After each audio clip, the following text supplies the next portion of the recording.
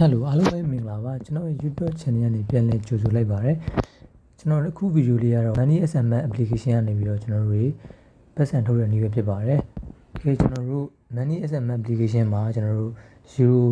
$2လဲပြီးတော့ပြည့်သွားပြီဖြစ်တဲ့အတွက်ကြောင့်ကျွန်တော်ပတ်စံထုတ်ကြည့်အောင်เนาะ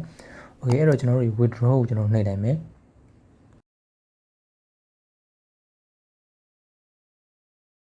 ဒီမှာဆိုရင်ကျွန်တော်ကတော့ PayPal ဆိုပြီးတော့လာပြပေးရပါတော့ကျွန်တော်မိတ်ဆွေများက PayPal ကျွန်တော်တို့ payment method မထည့်ရသေးဘူးဆိုတော့ကျွန်တော်တို့ setting နဲ့ကျွန်တော်သွားလိုက်မယ်တွိုင်းဝမ်ဒီ payment method နေရာမှာကိုယ့်ရဲ့ PayPal mail လေးကိုကျွန်တော်ထည့်လိုက်ပါကျွန်တော်ရပြီဆိုတော့လည်းကျွန်တော်တို့ withdraw နှိပ်မယ် Okay withdraw နှိပ်ဖို့ဆိုတော့လည်းအခုလို PayPal ထပ်ပေါ်လာမယ်အဲ့တော့ PayPal ကိုကျွန်တော်ထပ်နှိပ်မယ်ဒါဆိုရင်ကျွန်တော်တို့ဒီမှာပုံနေကြ amount တိုင်းပါเนาะကျွန်တော် euro 2.03 amount အတိအကျကိုကျွန်တော်တို့ထည့်ရလိုက်ပါဒါဆိုရင်ကျွန်တော် withdraw လုပ်တာကိုသူတို့လက်ခံတယ်ဆိုပြီးတော့စာလေးပြပေးမယ်ပြီးရင်ကျွန်တော်နောက်ပြန်သွားလိုက်မယ် Okay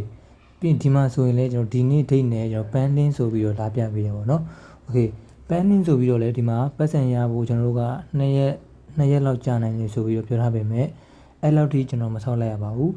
ကျွန်တော်နောက်ထပ်6မိနစ်လောက်နေတော့ကျွန်တော်တို့PayPal ကနေတဆင့်ပေါ့နော်မေးပူလာတယ်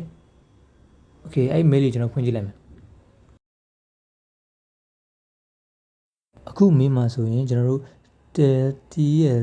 ပေါ့နော် Telecom GmbH ဆိုတဲ့နေရာကျွန်တော်တို့ euro 2.03 euro ပို့လိုက်ပါပြီဆိုတော့ပြောရတယ်ပေါ့နော်အဲ့တော့ကျွန်တော်တို့အကောင့်တွေကိုကျွန်တော်ပတ်စံဝင်လာဆိုတော့ကျွန်တော် PayPal အကောင့်တွေကိုကျွန်တော်တွားကြည့်အောင် Okay ကျွန်တော် refresh ပြန်နှိပ်ကြည့်လိုက်မယ်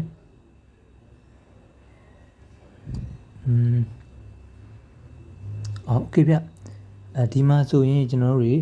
ပတ်စံတကယ်ရောက်ပါပြီကျွန်တော် money in မှာကျွန်တော် 2.17 ဆိုပြီးတော့ကျွန်တော်ပုံနေရပေါ့နော် Okay အဲ့တော့ကျွန်တော်ထုတ်တုံးက euro 2.03 ပါအဲ့တော့အခုကကျွန်တော် 2.17 ဆိုတော့ပိုများနေရအောင်ကျွန်တော်တွေ့ရလိမ့်မယ်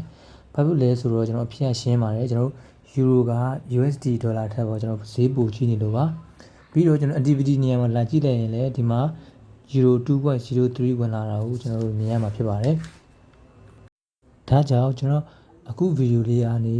ကျွန်တော်တို့ Money SMS application ရပတ်စံတကယ်ရတယ်ဆိုတာကိုလည်းကျွန်တော်တို့မြင်နိုင်ပါပြီကျွန်တော်မိတ်ဆွေများအနေနဲ့လည်းကျွန်တော်တို့ Money SMS application ကနေပတ်စံရကြပါစေဗျပြီးတော့ကျွန်တော်ရဲ့